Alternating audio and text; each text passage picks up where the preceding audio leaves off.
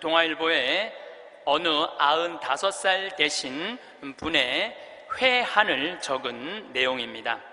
어느 95세 어른의 수기. 나는 젊었을 때 정말 열심히 일했습니다. 그 결과 나는 실력을 인정받았고 존경을 받았습니다. 그 덕에 65세 때 당당한 은퇴를 할 수 있었죠. 그런 내가 30년 후인 95살 생일 때 얼마나 후회의 눈물을 흘렸는지 모릅니다. 내 65년의 생애는 자랑스럽고 떳떳했지만 이후 30년의 삶은 부끄럽고 후회되고 비통한 삶이었습니다. 나는 퇴직 후 이제 다 살았다, 남은 인생은 그냥 덤이다 라는 생각으로 그저 고통 없이 죽기만을 기다렸습니다. 덧없고 희망이 없는 삶, 그런 삶을 무려 30년이나 살았습니다. 30년의 시간은 지금 내 나이 95세로 보면 3분의 1에 해당하는 기나긴 시간입니다. 만일 내가 퇴직할 때 앞으로 30년을 더 살 수 있다고 생각했다면 난 정말 그렇게 살지는 않았을 것입니다. 그때 나 스스로가 늙었다고, 뭔가를 시작하기에는 늦었다고 생각했던 것이 큰 잘못이었습니다. 나는 지금 95살이지만 정신이 또렷합니다. 앞으로 10년, 20년을 더 살지 모릅니다. 이제 나는 하고 싶었던 어학 공부를 시작하려 합니다. 그 이유는 단 한 가지, 10년 후에 맞이하게 될 105번째 생일날 95살 때 왜 아무것도 시작하지 않았는지 후회하지 않기 위해서입니다. 우리가 죽는 날만 기다리는 사람은 사는 게 재미가 하나도 없어요. 죽는 날만 기다리는 사람은. 이분은 65살에 은퇴하고 나는 이제 죽을 거야. 그리고 몇 년 동안 죽는 날을 기다렸느냐면 30년 동안 죽는 날을 기다린 거야. 95살까지. 30년 동안 돌아보니까 그 30년이 너무나 멀쩡했거든. 그 너무 아까워, 30년이. 내가 죽는 날만 기다리지 말고 65살서부터 95살 때까지 정말로 먹고 마시고 놀았다면 얼마나 행복했겠어요. 근데 이분은 그러지 못했던 거예요. 늘 드리는 말씀이지만 이제 60 되신 분들은 100살까지 삽니다. 60 되신 분들은 40년 남았어요. 50 되신 분들은 110살 삽니다. 이제까지 산 것도 아니에요. 40살들은 120살까지 살 겁니다. 그제 여러분들 먹는 당뇨병 안에, 그 약 안에 기가 막힌 좋은 물질이 있대요. 당뇨병 안에. 그래서 그 약을 잘만 이제 컨트롤하면, 그 약을 잘 먹으면 120살까지 사는데 별 문제가 없다는 거예요.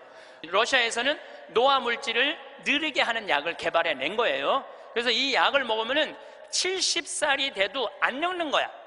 70살이 돼도 20살 같이 몸매가 좋고 피부도 좋다는 거예요. 이제 이 약을 먹기 시작하면은, 제가 아까 말씀드렸듯이 세상은 완전히 새로운 세상이 펼쳐지고 있는 거예요. 그래서 미래 학자들이 앞으로는 애를 몇 살에 낳는 게 가장 합리적이냐면은 70살에 낳는 게 가장 합리적이라는 거예요. 70살에 애를 낳는 게. 그래서 저는 여기에 전적으로 동의합니다. 여기 지금 7, 80 되신 분들 다 20살에 시집 가셔서 애 낳고 살았을 거예요. 그럼 생각을 해봐요. 20살에 애 낳고 행복한 거냐? 애 한 살 때 행복하고 그 다음부터 자식 때문에 평생 속 새까맣게 끓고 사는 거예요. 여기 있는 분들 말을 안 해서 그렇지 얘기해보면은요, 지금 평생 자식 때문에 속 썩고 사는 분들 많을 거예요. 생각을 해봐라. 내가 100살까지 살면은 20살서부터 100살까지 80년 동안 자식 때문에 속 썩고 사는 게 나아요? 아니면은 늙음하게 70에 나가고 한 30년 보다가 죽는 게 나아요? 어느 게 나아요? 늙음하게 자식 보다가 죽는 게 훨씬 나은 거예요. 저는 그래서 70에 애 낳는 게 좋다고 생각이 들어요. 70에 애 낳는 게. 4년 전에 우리나라가 100살 이상이 1,800명이었어요. 여자가 1,700명, 남자가 100명이에요. 100명. 여자들이요 안 죽어요. 여자들이 이상하게. 그런데 작년에 우리나라가 100살 이상이 몇 명이냐면은 15,000명이에요. 15,000명. 이제는 제가 보기엔 총알같이 이제 100살 이상이 50만 명, 100만 명 시대도 온다는 거예요. 100살 이상이. 근데 80살까지는 괜찮아요. 오래는 데도 있고 갈 때도 있고. 근데 80살이 넘으면은 갈 데도 없고 올 데도 없어요. 80살이 넘으면은. 그러니까 80살 넘는 분들 대부분은 어떻게 사느냐 하면은 뒷방에 앉아갖고 하루 종일 앉아있는 거. 뒷방에 앉아갖고. 그럼 뒷방에 하루 종일 앉아있는 분들 웃을 것 같아, 안 웃을 것 같아요? 안 웃어요. 웃을 일이 있어요? 혼자 하하하 하고 뭐 방에서 뭐 하고 그렇게 웃어요? 안 웃어요. 그러니까 하루 종일 한 번도 안 웃는 건 문제도 아니야. 일주일 내내 한 번도 안 웃어요. 일주일 내내 한 번도 안 웃는 건 문제도 아니야. 80살에서부터 90살까지 10년 동안 한 번도 안 웃고 사는 할머니들 많아요. 그런 할머니들은 90살 때 보면 얼굴이 어떤 줄 알아요? 이러고 산다니까. 그러면은 80살 넘어서서 웃고 살려면 어떻게 해야 되느냐? 해만 뜨면 집을 나가야 돼요. 해만 뜨면 집을 나가야 돼요. 해만 뜨면 집을 나가서 경복궁을 가든 덕수궁을 가든 창덕궁을 가든 온양온천을 가든 파리를 가든 뉴욕을 가든 이스라엘을 가든 돌아다녀야 돼요. 이렇게 돌아다닐 수 있을 때까지 돌아다니는 할머니들은 죽을 때 어떻게 죽는지 알아요? 지쳐서 죽는다니까. 지쳐서. 95살 때쯤에 나는 힘들어서 도저히 못 살겠다, 나는 이제 죽어야 되겠다 라고 지쳐서 죽는다니까. 죽을 땐 지쳐서 죽어야 돼요.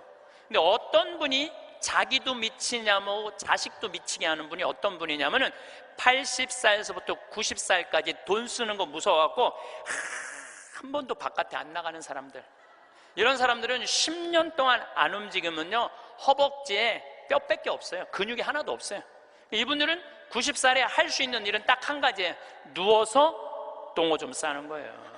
90살에 똥오줌을 싸기 시작하면요 삶의 질은 완전히 바닥으로 떨어지는 거예요.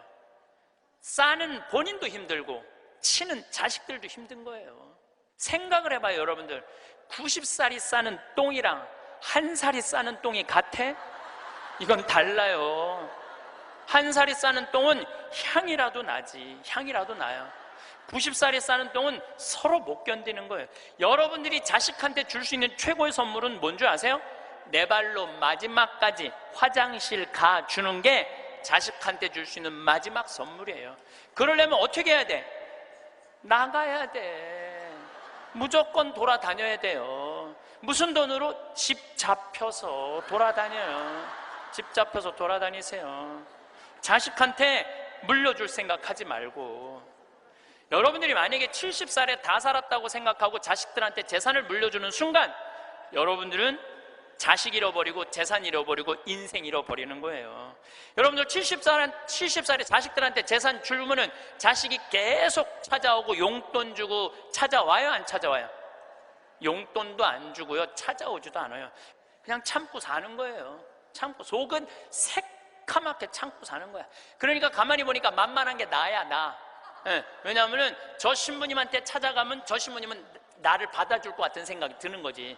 그러니까 나한테 70살 넘은 분들이요 전화해갖고요, 신부님 사정 얘기 다 해요. 나 자식들한테 재산 주고 다 줬는데 자식들 박사 사업하고 잘 사는데 나 찾아오지도 않는다고. 그런데 나 너무 멀쩡하다고, 나 아직도 건강하다고, 나 평창해갖고 설거지도 할 수 있고 빨래도 할 수 있고 다 할 수 있다는 거예요. 청소도 할 수 있고. 그래서 나 신부님하고 같이 살고 싶다는 그런 분들 많아.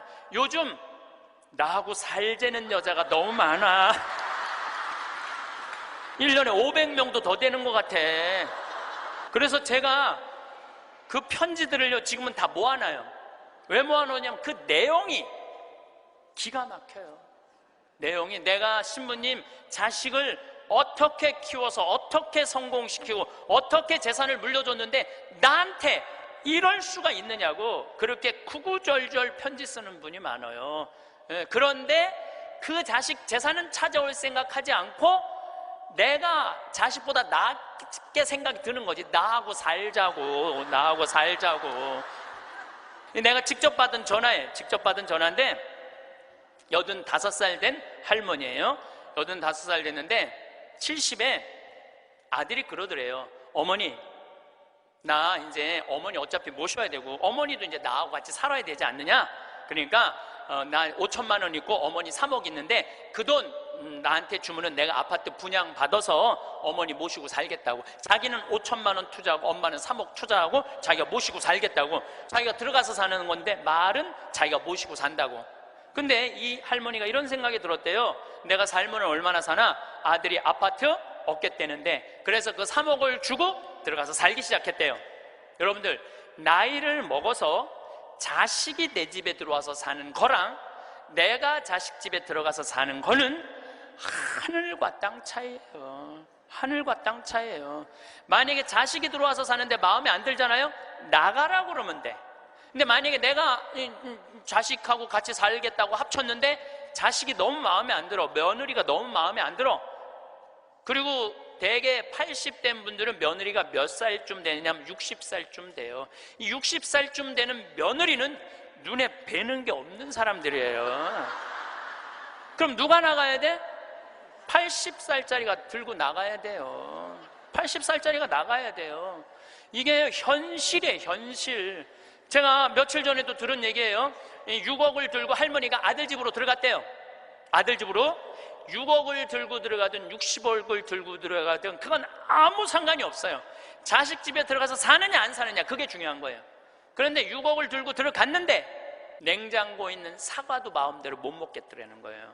왜냐하면 이거 혹시 며느리가 손자 주려고 갖다 놓은 거 아닌가. 그래서 전화를 했는데요. 얘야, 나 이거 먹어도 되느냐고. 왜 그러고 사느냐 이거예요. 그냥 혼자 편안하게 6억짜리면 3억짜리 아파트 가고 3억은 은행에다 넣어놓고 한 달에 100만 원만 써도 30년을 먹고 살 수 있는데 왜 그렇게 사느냐 이거예요. 그리고 이제 여러분들의 인생의 주인공은 누구냐면 여러분들이에요. 자식이 여러분들 효도할 수 없어요.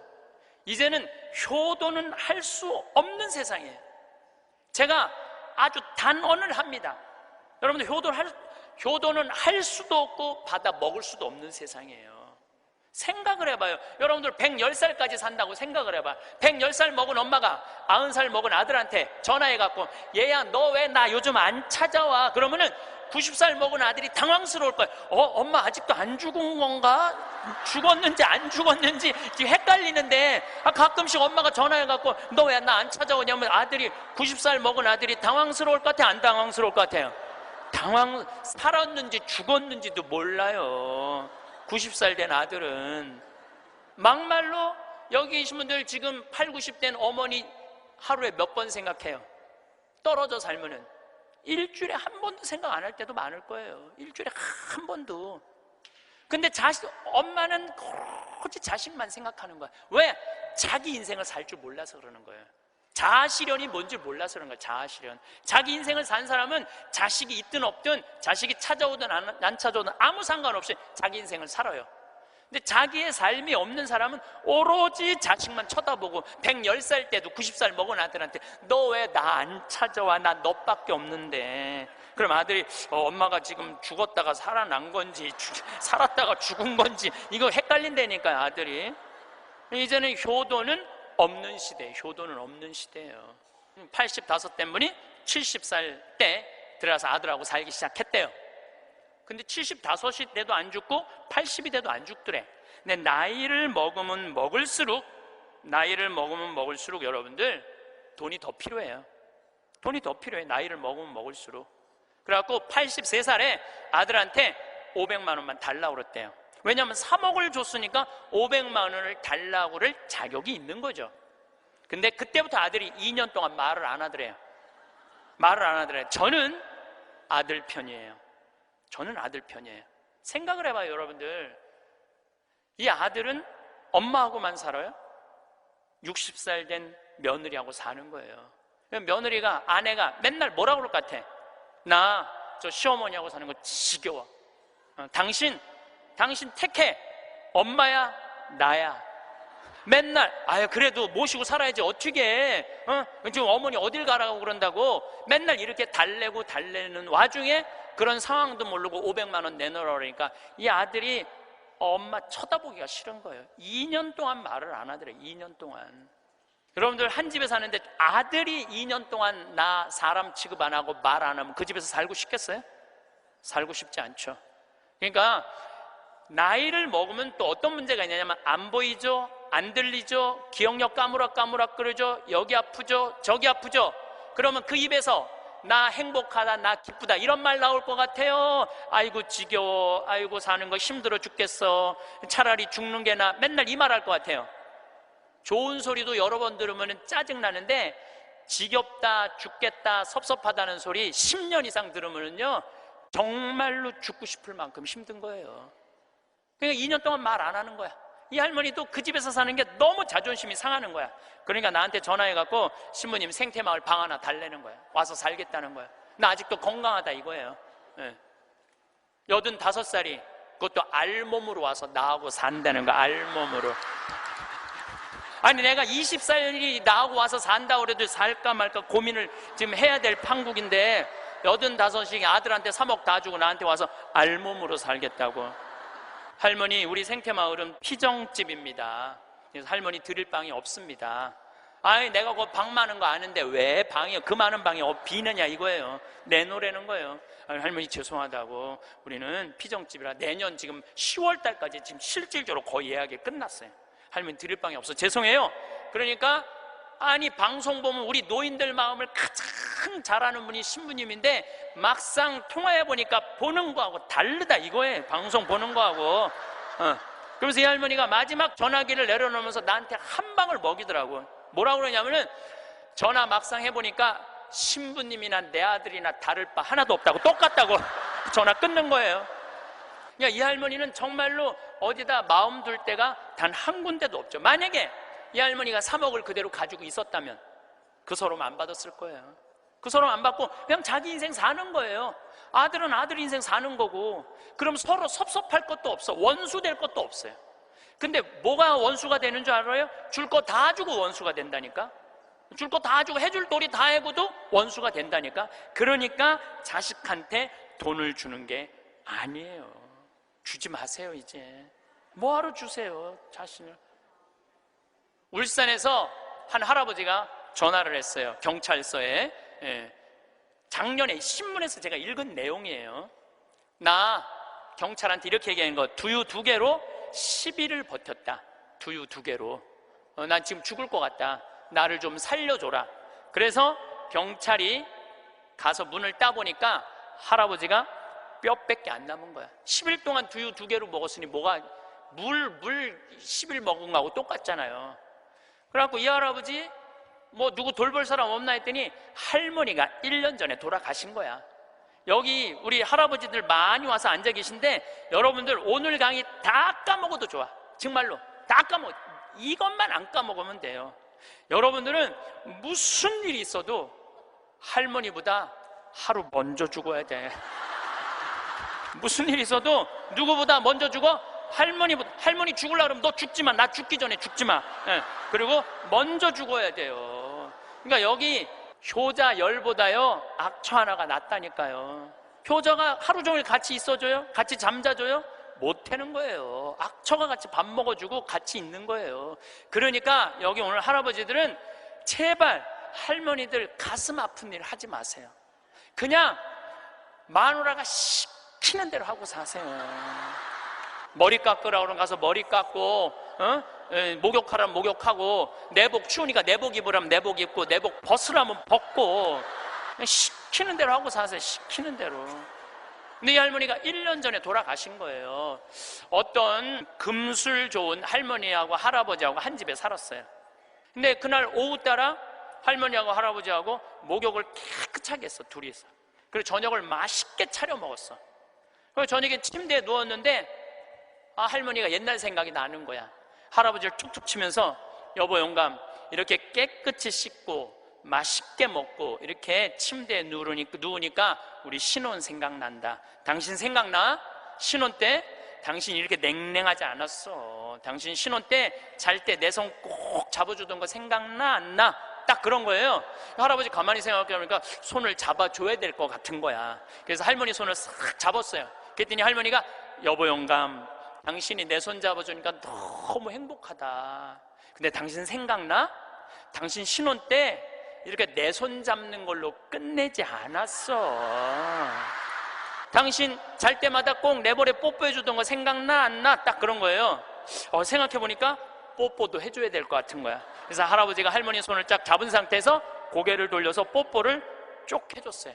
근데 할머니가 여보 영감, 당신이 내 볼에 뽀뽀해주니까 나 세댁된 기분이야. 너무 행복하다. 여보 영감 너무 고마워. 근데 여보 영감, 당신 생각나? 당신 신혼 때 내 볼에 뽀뽀하는 걸로 끝내지 않았어. 당신 그 이로 내기 잘근잘근 애무해주던 거 생각나 안 나? 딱 그런 거예요. 그랬더니 그때서 할아버지가 얼굴이 울그락불그락 하면서 확 이불을 내던지고 나가버린 거예요. 그래갖고 할머니가 여보 영감 어디가? 문 열고 나가는 할아버지한테, 그랬더니 할아버지가 딱 문지방에 서서 할머니를 딱 째려보고 이렇게 말을 했어요. 기다려, 이빨 갖고 올 테니까. 딱 그랬다는 거 아니에요. 이제 여러분들 노인들은요 부부밖에 없어요. 정말 부부가 귀하게 여겨야 되는 거예요. 그런데 이 할머니가 1년 전에 돌아가신 거예요. 딸은 하나 있는데 교통사고 나고 인사불성이 된 거예요. 딸은 누구 돌볼 사람 없나 했더니 이 할아버지 3층짜리 빌딩을 갖고 있었던 할아버지야. 3층짜리 빌딩을 갖고 있고 그 옆에 4평을 달아서 거기서 폐지를 모으고 살았던 거예요. 거기서 월세도 나오는데 이 할아버지는 버는 법은 배웠는데 쓰는 법을 못 배운 할아버지예요. 쓰는 법을 못 배운 할아버지. 여기 계신 분들도 많습니다. 예, 많아요. 정말로 개처럼 벌어서 짐승같이 써야 되는데 개처럼 벌어서 개처럼 쓰는 사람들 많아요. 제대로 돈의 가치답게 쓰지 못한 분들 너무너무 많아요. 많은 경우 여러분들 폐지 죽고 다니는 분들 많죠. 할머니 할아버지 그런 분들 중에 대개 자식들한테 몇 천만 원 몇 억씩 다 주고 자기는 폐지 죽고 다니는 사람들 많아요. 실질적으로 그러시지 마세요. 내가 행복해야 돼요. 내가 행복한 게 자식 도와주는 거예요. 그리고 우리나라는 그렇게 멋있는 데가 너무 많아요. 너무 많아요. 돈 많이 안 들고도 하루에 그저 5천 원, 만 원만 들고 여기 춘천 막 벚꽃 필 때 전철 타고 춘천만 갔다 와도 얼마나 멋있어요. 나중에 하지 말고 제발 무슨 돈으로? 집 잡혀서 나중에 하지 말고 제발 그렇게 좀 다녀오세요. 저는 이번에 남이섬을 2번을 갔다 왔어요. 남이섬을 2번을 갔다 왔는데 정말 멋있더라고요. 여러분들 내년 봄에 남이섬은 도시락 싸갖고 가도 되더라고.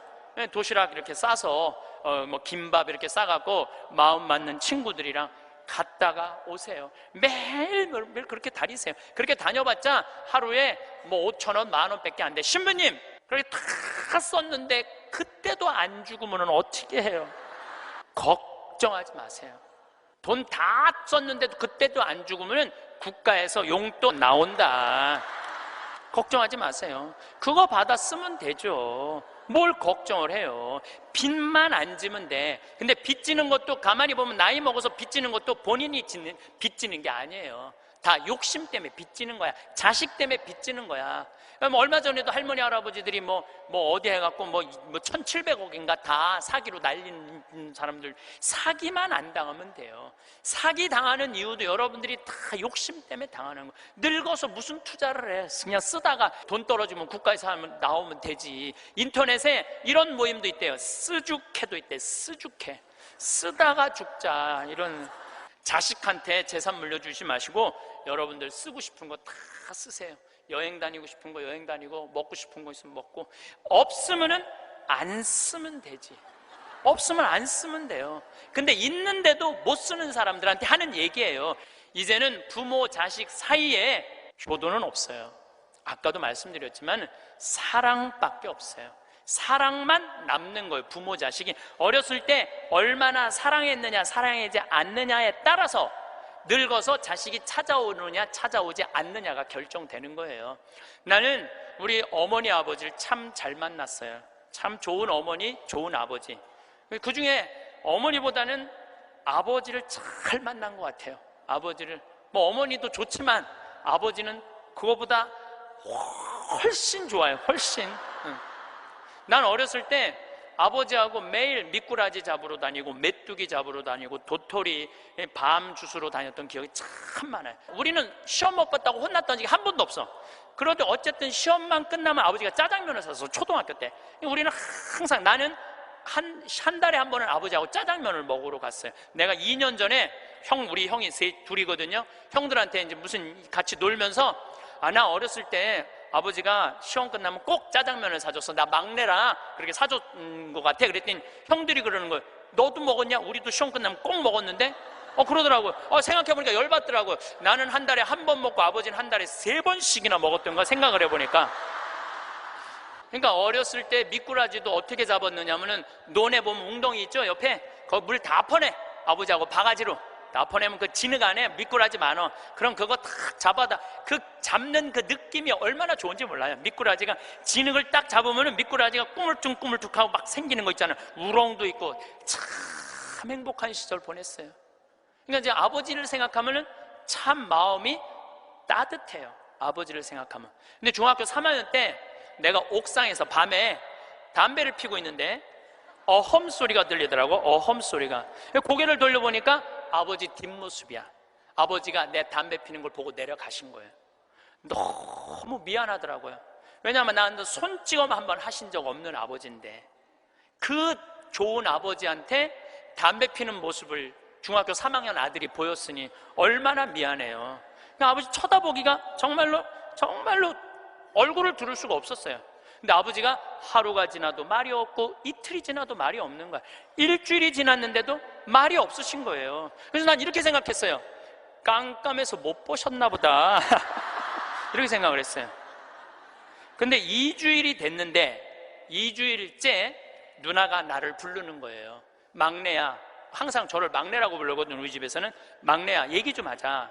그래, 얘기해. 그랬더니 너 담배 피니? 그러더라고요. 나 담배 펴. 왜냐면 그때 제가 중학교 2학년, 3학년, 고등학교 1학년 거의 3년을 학교를 거의 안 다녔거든요.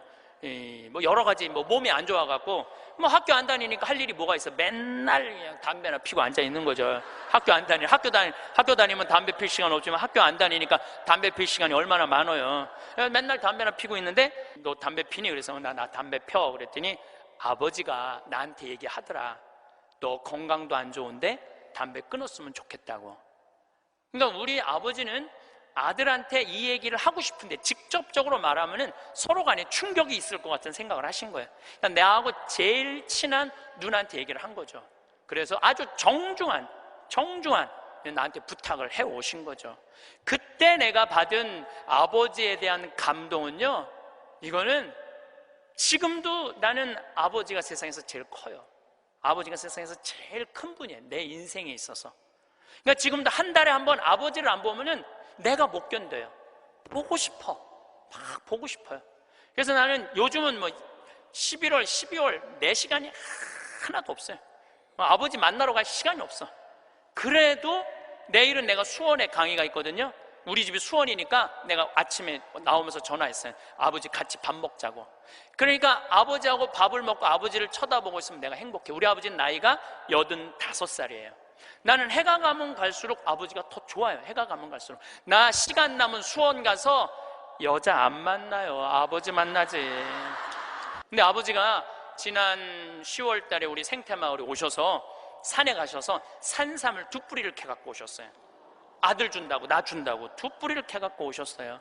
그런데 그런 거조차도 나는 오랫동안 기억에 남을 거예요. 우리 아버지는 지금 산에 가갖고 바위 틈에 그 꽃을, 산삼 그거를 잎을 보셔갖고 그걸 캐갖고 이 손마디보다 약간 두꺼운 걸 2개를 캐갖고 오셨는데, 지금도 나는 아버지가 90살이 되든 95살이 되든 100살이 되든 아버지를 보고 싶은 마음은 변함이 없을 거라고 생각을 해요. 아버지를 보고 싶은 마음은. 왜냐하면 너무너무 사랑하니까. 앞으로는 여러분들 앞으로 펼쳐질 세상에 여러분들 자식한테 효도해라, 나 찾아와라 이런다고 자식이 찾아올 것 같아? 지금 부모 안 찾아가는 자식이 650만 명 중에 125만 명이 부모 안 찾아가요. 추억이 있어야지. 먹고 마시고 놀았던 기억이 있어야지. 늙은 아버지하고 먹고 마시고 노는 거예요. 성서 잘 묵상해 보세요. 내가 이거 첫째 시간, 이게 6강인데 첫째 시간에 먹고 마시고 노는 일이 얼마나 중요한지 아주 잘 설명을 해놨어요. 여러분들 그걸 한번 보세요. 예수님이야말로 우리를 진정으로 사랑하는 우리 진정한 왕이야. 정말 왕이 백성이랑 먹고 마시고 놀잖아요. 그럼 백성의 속마음을 다 알아요. 백성을 위로할 수 있는 거예요. 그러니까 우리의 왕이야말로, 요즘 대림절 지내시죠? 우리의 왕이야말로 진정한 왕이에요. 우리랑 먹고 마시고 노니까. 왕이 나하고 먹고 마시고 놀면 여러분 가슴 설레지 않아요? 우리나라 지금 임금이, 우리나라 지금 대통령이 백성들하고 여러분들하고 매일 먹고 마시고 놀면서 여러분들 속사정 이해해 준다 그러면은 그 대통령한테 목숨 바칠 것 같아, 안 바칠 것 같아? 대통령이 나하고 지금 청와대에서 와갖고 여러분들하고 여기 명동에서 같이 매일 먹고 마시고 놀면 목숨 바칠 것 같아, 안 바칠 것 같아요? 바치죠? 예수님한테 왜 목숨을, 여러분들 예수님한테 목숨 바치는 분들이죠? 우리의 임금이야말로 진정한 킹 오브 킹, 왕 중의 왕이다. 저는 요즘 이 먹고 마시고 노는 거 묵상하면서 예수님을 더 사랑하게 됐어요. 참 좋으신 분이에요. 해리 리버맨이라는 할아버지가 있어요. 이 할아버지는 나이가 몇 살이냐면은 104살에 돌아가셨어요. 미국, 원래는 유태인이야. 폴란드에서 너무너무 가난하게 살다가 어디로 갔느냐면은 미국으로 이민을 갔어. 가갖고 뭐 정말 일을 많이 했어. 제조업도 하고. 근데 이제 77살에 은퇴를 했어요. 돈도 많이 벌고. 그래갖고 이제 미국에도 노인정이 있어요. 매일 노인정에 가갖고 할 일이 없으니까 맨날 체스를 뒀어요. 근데 81살에 같이 체스 두던 친구가 아파갖고 안 나왔어. 안 나와갖고 하루 종일 멍 때리고 있는데 거기에 자원봉사자가 할아버지 친구 안 나왔다고 하루 종일 가만히 앉아있지 말고 옆에 화실이 있는데 그 화실에 가서 그림 좀 공부 좀 해보고 그림 좀 그려보라고 그럽니다. 그랬더니 이 할아버지가 이런 말을 해요. 나는 태어나서 지금까지 단 한 번도 붓을 잡은 적이 없다. 먹고 살기 바쁜데 무슨 붓을 그리냐. 물감이 어떻게 생겼는지도 모르고 도화지, 캔버스가 어떻게 생겼는지도 모른다. 근데 내가 무슨 그림을 그리냐. 이 81살 나이에. 그래도 할아버지 한번 가서 구경이나 해보시라고. 그래서 할아버지를 살살 꼬셔서 화실에 갔어요. 근데 이 할아버지가 화실에 가서 붓을 보고 물감을 보고 캔버스를 보는 순간 어떤 생각이 들었느냐면은 어렸을 때 폴란드의 그 아름다운 경치를 그리고 싶었던 거야. 그래서 붓을 들어 그림을 그리기 시작을 했어요. 근데 이 할아버지가 색깔을 조합하고 그림을 그리는데 프랑스의 샤갈이라는 화가보다도 그림을 더 잘 그리는 거야. 그래서 이 할아버지 별명이 미국의 샤갈이에요. 그래서 이 할아버지가 뭐 배울 것도 없어. 기본적인 몇 가지만 하고부터 전시회를 했는데 101살까지 전시회를 해요. 근데 101살까지 전시회를 하는데 나이 먹으면 보통 전시회하면은 동네에서 그런 식으로 하잖아요. 근데 이 할아버지는 그런 전시회가 아니야. 그런 전시회가 아니라 어떤 전시회냐면 미국의 모든 미술관이 와서 이 할아버지 그림을 소장하고 싶어서 경매를 할 정도로 유명한 전시회를 해요. 101살 때 20일에 전시회를 할 때 기자 400명이 모였대요. 기자들이 물어봤대요. 할아버지한테, 할아버지 어떻게 이렇게 20일에 걸쳐서 이 세계적인 그림을 그릴 수 있느냐고. 할아버지 대단하다고. 그랬더니 이 해리 리버맨이라는 할아버지가 이런 말을 해요. 나는 내 그림이 유명한지 안 유명한지 난 잘 모르겠다. 근데 나는 81살부터 101살까지 내 인생은 가장 찬란하고 가장 행복했다. 내가 이렇게 그림을 그리면서 내 101살까지 살 수 있었던 것은 내 인생의 최대의 축복이다. 그리고 이 할아버지는 104살에 세상을 떠나세요. 여기 계신 모든 분들 지금 안에 재능이 있을 것 같아요? 없을 것 같아요? 재능이 있어요. 지금 60, 70, 80 되신 분들도 재능이 다 있으세요. 오늘 아침에 잠깐 보니까 할머니들이 시집도 냈던데 이 한글 배워갖고 시집도 냈어요. 그런데 참 내가 보기에는 그분들 대단한 분들이에요. 뭔가를 나이를 먹어도 77살에 시금치네라는 시를 썼는데 참 멋있더라고요. 여기 계신 여러분들도 지금 안에 다 있어요. 다 있으니까 난 다 살았다, 죽을 날만 기다린다, 제발 이러지 마세요. 또 나중에 할 생각도 하지 말고 언제 해? 지금 하세요.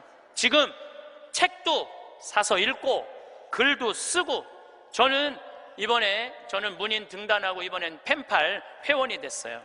글 쓰는 펜팔 회원이 됐어요. 너무너무 재밌어요. 글 쓴다는 게. 그 펜팔, 내 국제 펜팔 회원이 된 이유는 그 펜팔 회에는 되게 노벨상 받은 사람을 초대해서 강의를 들어요. 그런 강의를 듣고 싶어서 내가 회원 거기 심사해 해갖고 통과가 돼갖고 했는데, 정말 저도 나이를 먹었고 글 공부를 하면서 하루하루가 너무너무 신이 나는 거예요. 여러분들도 사는 것처럼 사세요. 제발 자식들한테 전화하고 그러지 말고, 그것도 110살에 전화해갖고 너 왜 나 안 찾아오냐 이러지 마시고 여러분들의 인생을